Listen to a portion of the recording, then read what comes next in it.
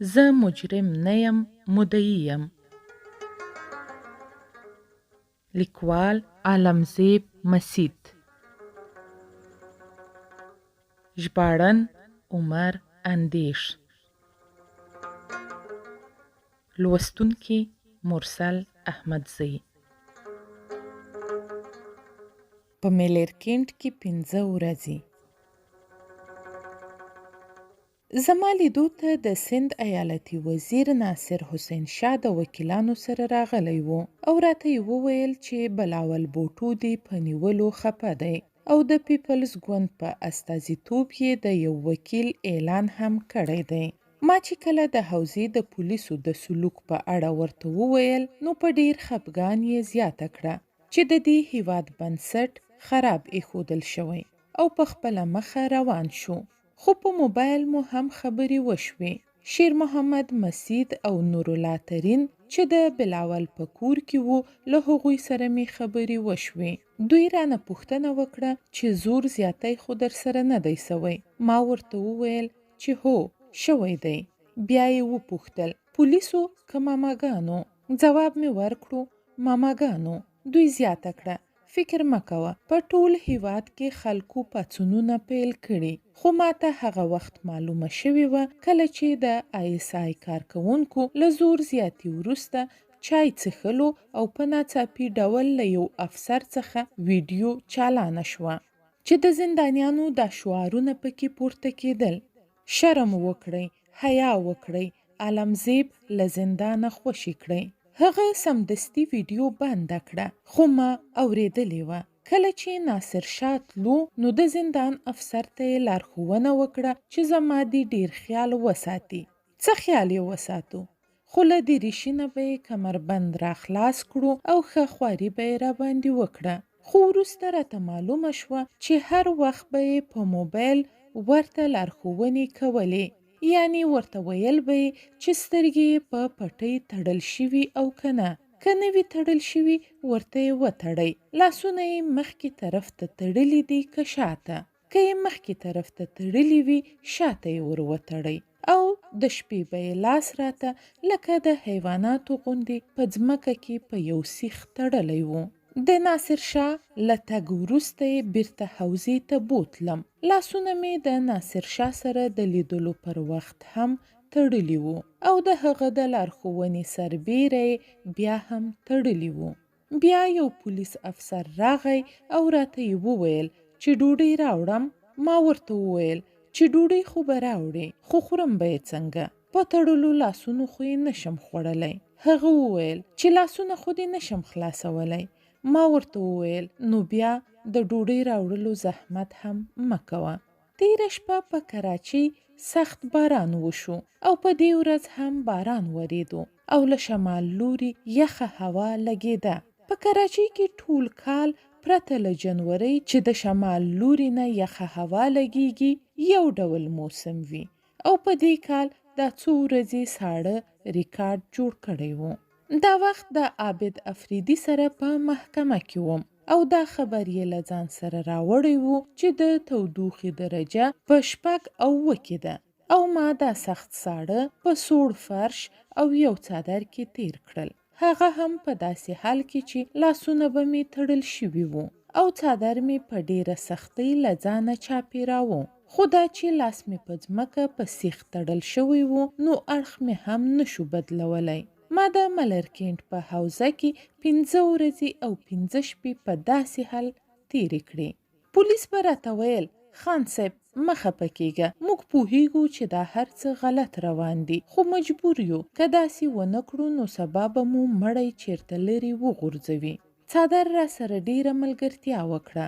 که څه هم له وړیو جوړ وو خو د سړو مقابله یې نشوه کولی. خو بیا یې هم غټ کار وکړو. که دی نه وای شاید له ساړه مړ وای.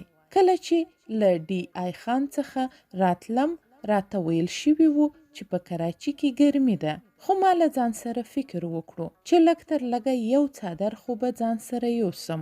کله چې کراچۍ ته راغلم نو له ځان سره مې وویل چې رښتیا هم د څادر راوړل نه وو پکار خو الله جل جلاله په هر څه ښه پوهیږي. ما ته د څادر ارزښت په ملرکینټ کې معلوم شو. په سبا سهار 11 بجې له حوزې راوویستم او راته یې لارښوونه وکړه چې چیرته باید غټ قدم واخلي او چیرته باید قدم پورته او چیرته سر ټیټ کړي ترڅو بچ شم. په همدې ډول یې په یوه زغروال موټر کې کېنولم. مخکې وروسته رانه 4-5 د پولیسو موټرې وې. دا وخت مې داسې احساس وکړو چې ما به پوښتنو ګروېږنو ته بیایي. د شهید نقیب الله د شهادت صحنه مې مخته تیره شوې وه، نو په زړه کې مې وګرځېدل چې هغه به یې هم دا ډول بیولی وي. د هغه ذهن ته به کوم فکرونه راغلي وي؟ آیا هغه په دې خبر وو چې څه به ورسره کیږي؟ د روا انور مسله خو داسې معامله وه چې میډالونه یې پرې اخیسته. هغه ته خو پښتون په ګوتو ورغلی وو. پیسې ترې راباسه او میډالونه خو هسې هم اخلي. ځکه چې د پوښتنې څوک نه وو. د ISI او MI ملګري وو او خپل نوکر یې په ډېرې بې انصافۍ سره وژلی وو. زما له سترګو اوښکې بهېدې او د الله شکر مې ادا کاوه چې زه یې د دومره لوی ظلم په خلاف د خبرو کولو لپاره غوره کړی یم. زه اوس له دې ویره نه لرم چې ما به نقیب الله او د هغه په څیر د مظلومو خواته ولیږي. موټرې یو څه اندازه تللې وې، بیا ودرېدې. فکر مې وکړو چې محکمه به وي. زه یې ترې راښکته کړم او له سترګو یې راته پټۍ خلاصې کړې ترڅو لار ووینم. چیرته یې چې ټوټه لیدلې وه نو په سر یې راته تړلې وه. لږ به مخکې نه وم تللی چې خلکو نارې کړې عالمزیب زنده‌باد. زه پوه وم چې د سترې محکمې مخته روان یم. ملګري مې هم څنګ ته روان وو او خبرې یې کولې، خو ما ځواب نشو ورکولی، او دا ځکه چې په موټر کې د نقیب الله په اړه سوچونو او دلته د خلکو نارو هیڅ هم د ویلو لپاره راته نه وو پرېښي. هلته زموږ وکیلان موجود وو چې یو یې په پښتو راته وویل: عالمزیبه، فکر مه کوه، موږ ټول راغلي یو. وروسته خبر شوم چې زما مدافع وکیل ولی افغان د کوټې اوسیدونکی دی. دوی محکمې ته ورښکاره کړم او بیرته یې په زغروال موټر کې کېنولم. کله چې زما د قضیې څارونکی افسر راغی نو ویې ویل 4 ورځې څېړنې دې پاتې دي، یعنې 4 ورځې باید په دې دوزخ کې تېرې کړم. زما پر خلاف قضیه د سوراب کوټ له حوزې څخه وه، خو زه یې په ملرکینټ کې ساتلم. مطلب یې دا و چې زه باید د استخباراتي ادارو په لاس کې وم ترڅو سزا راکړي. په لار مو موټر تیل ختم کړل. ډریور سیندی و. هغه وویل چې د 1000 روپیو ډیزل یې اچولي، خو د 1000 روپیو ډیزلو باندې زغروال موټر چیرته ځي؟ زما څارونکی افسر سخت خپه شو او د پولیسو په موټر کې کېنولم او بیرته یې راوستم. څارونکی افسر رانه د ډوډۍ په اړه وپوښتل. ما ورته وویل چې ډوډۍ خو مې نه ده خوړلې، خو ته دومره وکړه چې دوی ته ووایه چې دننه په حوزه کې دې ما نه تړي. هغه هم پولیس و. په ډیره سختۍ یې وویل، خو دا آرام د څو ساعتونو لپاره و. زما څارونکي افسر راته ډوډۍ راوړه.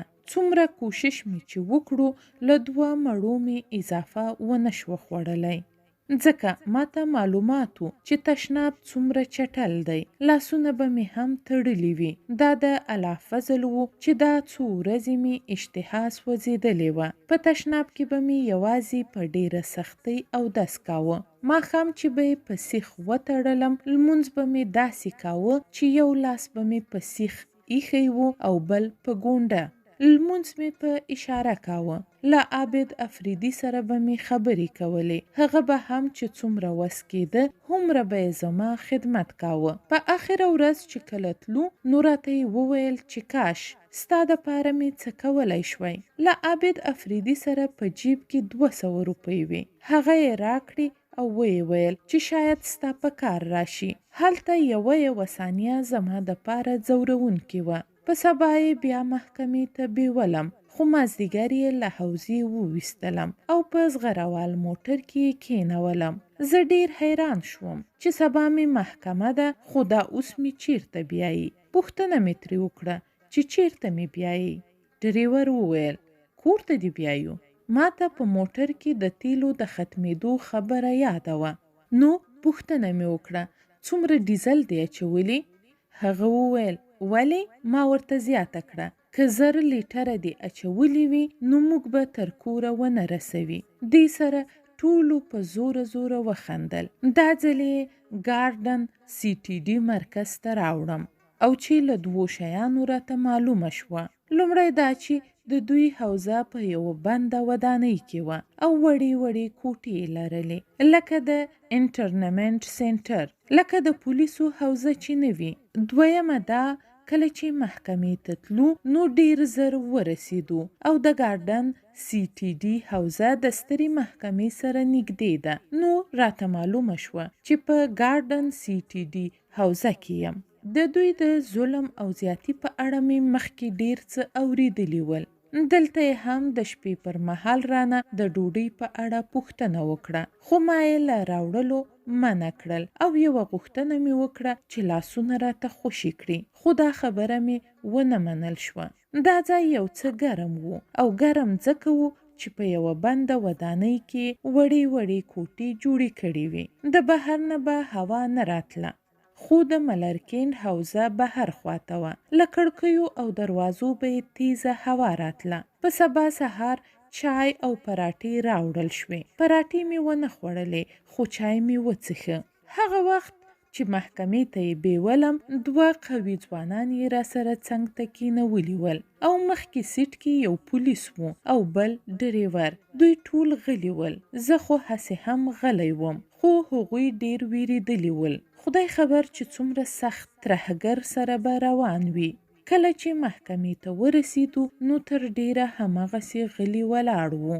بالاخره خاموشي مو د څارونکي افسر په راتګ پای ته ورسېده. افسر وویل یاره دا څه کوئ؟ دا ټوټه خو ترې لرې کړئ، دا خو دومره مجرم نه دی. بیا یې له ما ټوټه لرې کړه.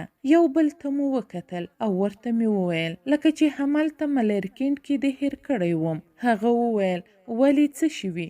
ورته مې وویل ستا له تګ وروسته مې بیرته همهغه حال څه چې له هغې بدتر هم شو. هغه ډیر افسوس وکړ. ما ورته وویل چې آیا له ما به پلټنې روانې وي؟ هغه زیاته کړه یاره له تا به پلټنې څه وي؟ کومې چې وي هغه په موټر کې تر سره شوي. ورته ومې ویل چې بیا خو مې په زندان کې واچوي. هغه وویل ځه سمه ده، زه به دې زندان ته د تلو غوښتنه وکړم او لاړ. دا وخت زما او د پولیسو ترمنځ خاموشي هم پای ته ورسېده. پولیس رانه پوښتنه وکړه کومه مسله کې راوستی؟ ما ورته ټوله کیسه وکړه. هغوی ډیر خپه شول. بیا چې تر کومه هلته وو یا یې زندان ته وړلم نو د ځان په اړه یې خندونکې کیسې کولې او په دې دومره ورځو کې مې د لومړي ځل لپاره وخندل. هغه به راته کله ناکله د خوراک لپاره هم څه راوړل. زه فکر کوم چې دلته په زندان کې له څو میاشتو زما د یوازې ساتلو جواز یې تر یو حده صحیح هم دی چې د چا مغزه خو به نه خرابوم یا په چا خو مې سیوری نه پریوزي، او دا ځکه چې حق او رښتیا په زړه بد لګیږي. ما سره خو کوم جادویي څراغ نشته، یوازې را سره د حق او رښتیاو وسله ده او چا سره چې هم خبرې کوم هغوی نه یوازې زما خبرې مني بلکې زړه سوی هم را سره لري او څو ځلې پولیسو او زندانیانو را سره دا خطر په غاړه اخیستی وو.